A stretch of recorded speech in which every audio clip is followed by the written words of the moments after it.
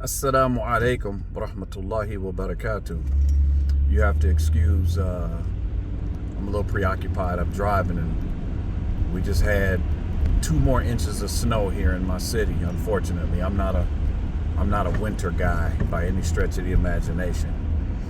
You know, as I've mentioned in the past, that I only really post videos when I'm inspired by something. I'm not one just to, post just to be talking. I recently got invited to a men's health, mental health, and fitness group. And the brothers in the group are, looking for, I don't want to say guidance, but, they're looking for motivation. They're looking for, someone that comes to the group that I guess has consistency in working out in the gym and stuff. And I do. I work out quite a bit. I try to stay strong. I'm not getting any younger, And it sort of made me think that, or just to remind people, because it was a reminder for me, that Allah gave us mind, body, and soul. And we should nourish all 3. All 3 were given to us as an amana, as a trust, that we take care of them, that we look after them. So, mind, body, and soul, we should look to read things that intellectually stimulate us.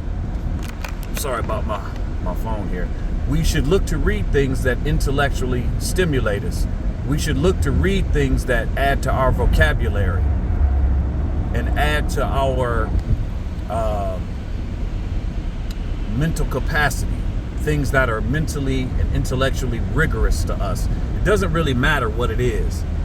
It could be economics, it could be things that cause you to critical think. Your mind is like a muscle, and if you don't use it, it becomes soft and weak. So we have to do things that strengthen our intellect, that keep our mind strong, give us the ability to think critically and analytically. Body, we need to stay strong for various reasons. As African Americans, for those of us that are African American or black or whatever you call yourself, and for those of us that are Muslim, the Muslims have to stay strong, especially the men. The men definitely need to stay strong for unsaid reasons. But we need to stay strong. We need to be able to protect our families. We need to be able to, look after each other, look after our communities.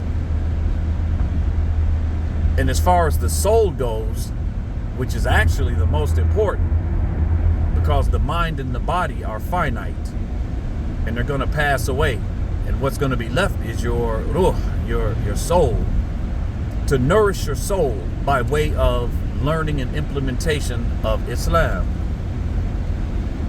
Learn it, grow in it, become better in it, implement it, teach it. Mind, body, and soul.